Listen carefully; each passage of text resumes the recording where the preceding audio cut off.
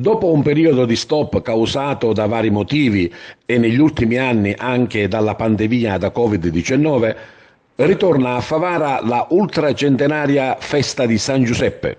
La festa, religiosa e popolare, distinta nei due aspetti, si svolgerà dal 17 al 27 agosto prossimi.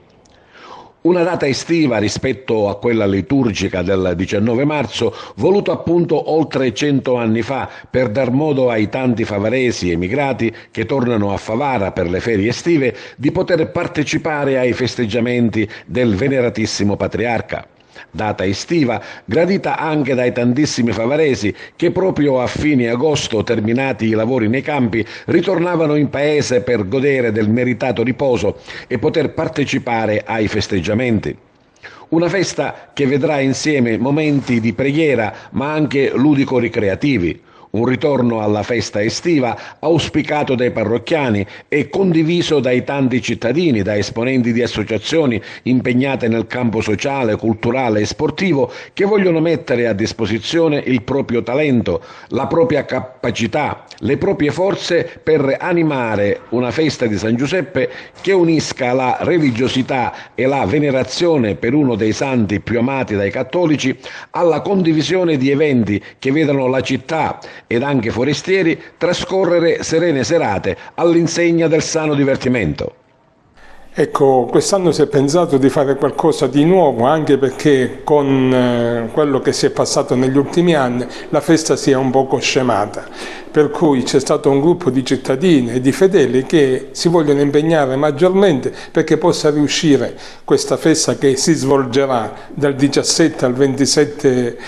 agosto, diciamo, bene coordinando sia l'aspetto religioso che l'aspetto civile, ludico, sociale, anche perché è nata così la festa, prima di tutto dal punto di vista religioso, perché i favaresi sono molto devoti a San Giuseppe, e poi anche era un modo perché la cittadina si rincontrasse alla fine dei lavori estivi, ecco, per un momento di pausa, per un momento di fraternità, di solidarietà, cosa che è rimasto in parte anche negli anni passati,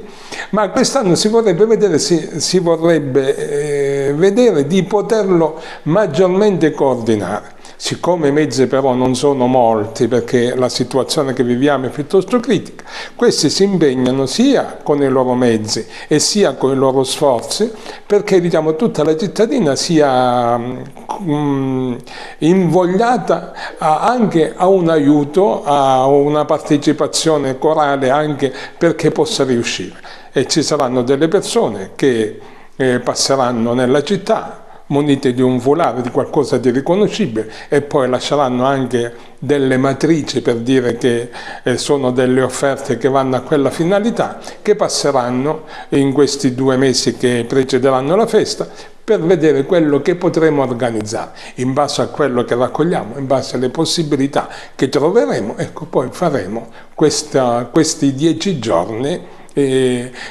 che speriamo possa venire incontro a tutte quelle che sono le aspettative del Paese, sia dal punto di vista religioso, sia dal punto di vista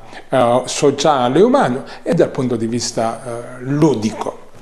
Già pronta una bozza di programma che prevede lo Zecchino d'Oro dedicato ai più piccoli, serate di musica e canto animate dai tanti talenti presenti a Favara che metteranno a disposizione le loro capacità artistiche, prevista anche una gara di biciclette con circuito cittadino e una serata dedicata ai fuochi d'artificio. In relazione all'aiuto degli sponsor e alle somme che saranno raccolte da una sottoscrizione popolare, non si esclude una serata conclusiva con un ospite canoro di rilievo.